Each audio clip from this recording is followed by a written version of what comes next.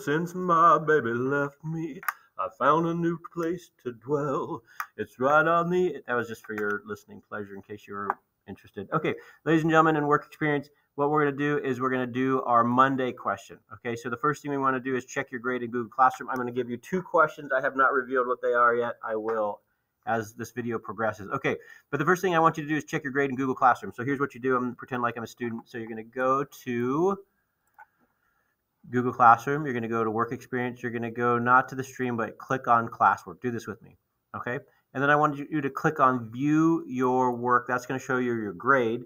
And so the idea is we got to get this fixed up by the end of the week. So anything that is a bad grade or a 0, you're going to just fix it and turn it in right here on Google Classroom. We're just going to get it done. So for example, this guy is missing the quiz. We're going to view the details. He just has to click on the quiz and take the quiz and get that in. Same thing. Let's see, what else is he missing? And missing another quiz. And, oh, they're all quizzes. Okay, so anyway, anything that you're missing, oh, what's this? Attendance. Okay, so if we look at this, this person missed on 9/12. So what that means is in order to make up that attendance points, they're going to have to come in at the flex period to make up that absence.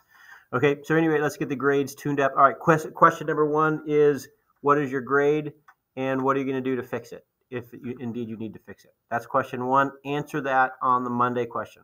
What is your grade and what are you going to do to fix it? Okay, next, I want you to go to this site, the Myers-Briggs, okay? And I'm going to ask you the second question in a little bit, but you need some scratch paper. All right, so check this out. So what we're going to do is I'm going to do a quick personality test. I'm not a professional. I'm not even pretending to be one on TV, but I'm going to do the best I can. All right, so number 1. So this is the Myers-Briggs test.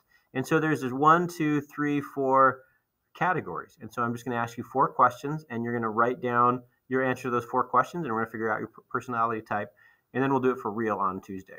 All right, so favorite world is, do you prefer are you an extrovert or an introvert? And both of them are equally good. You just have to figure out what you are. So here's how you decide if you're an extrovert or an introvert. So let's say that you're at a party, and you look over there, and people are like dancing on the dance floor. They're having a great time. It's woo!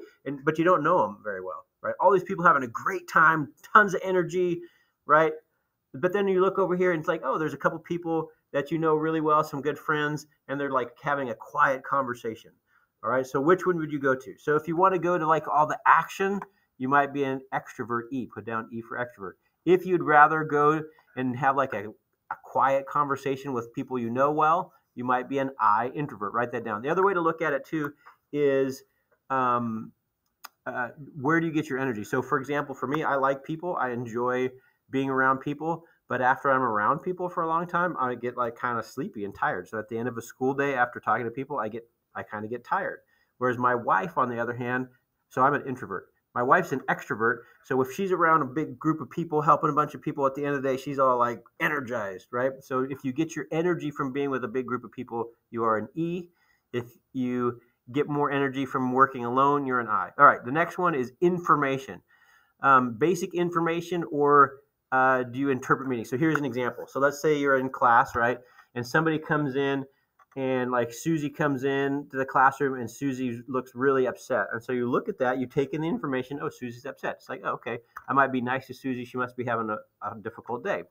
Okay, so if you just take in the basic information, you're an S for sensing. On the other hand, if Susie comes in and she's upset, and you start building upon it, it's like, wait a minute, Susie's upset. And the other day, I saw Joe, her boyfriend, talking to Jane, and I bet that dirty dog is cheating, and she found out, and that's why she's mad right now. Okay, so you took bits and pieces of information from different places, and you synthesized it, and you used your intuition. It's not an I, by the way, it's an N. Okay, so if you're sensing just basic information, S. If you like piece everything together and generate more information, N. Okay, so you should either have an E or an I for your first letter, an S or an N for your second letter. All right, so for decision making, do you prefer to look first at logic and consistency, or first to look at people and special circumstances? All right, so for example, let's say you were working on a project with somebody else, right? You're doing teamwork, right? And the person was normally a good person to be on the team with. But at any rate, this person totally flaked. they didn't do any work on the project. You got stuck doing all the work, right? And at the end of the project, you had to rate that person. Like, okay, how well did they do as a partner? And they came to you and like, look, it's like, I'm super sorry. My uncle died. We were spending all this time in the hospital right before he died. It's been this terrible time with the family. And it's like, and I'm playing volleyball right now. And if my grade goes down, I might get kicked off the team. So could you please just give me a good score on this project? I'll make it up to you next time. Okay, so if you're a thinker, a T, right, you look at the rules. Like, no, you didn't, I feel sorry for the situation, but I can't lie about it. The rules say that I have to give you an accurate measurement of how you did on this particular project. So, and by the way, and I kind of made it out to be bad. Normally it's not bad. It's like thinking people follow the rules. It's always when like you have a teacher who's a thinker. It's like you never have to wonder what the rules are. They always follow the rules. It's very organized.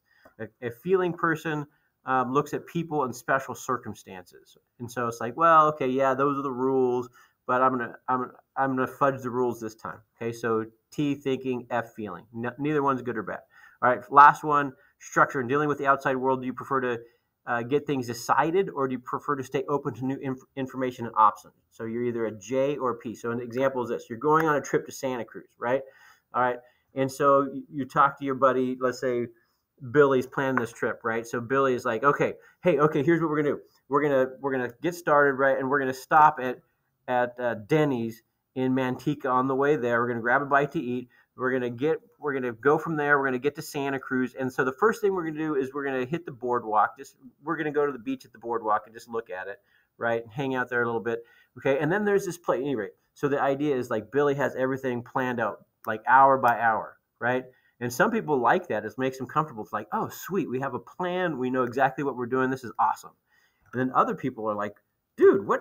Forget about it. No, you're crazy, Billy. We should just drive, and when we get hungry, we'll just like look on our phone and like, hey, what's a great place to eat where we're at? And we'll try like find a good spot right there. And when we get there, like we'll like cruise around a little bit, and we'll just find cool places to go. Like some people like things all like dialed in, right, and totally planned, and other people feel like stifled and like their creativity is being taken away.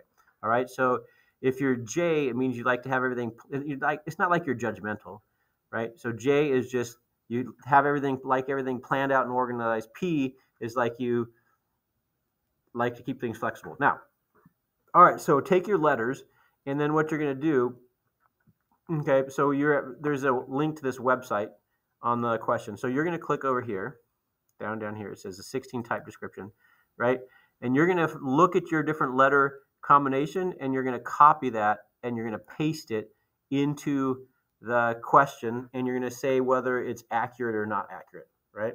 So the first question is what's your grade and what are you going to do about it? And your second question is what's your personality type and whether you think this is accurate or not accurate based on my terrible, unprofessional personality test. All right, that's it.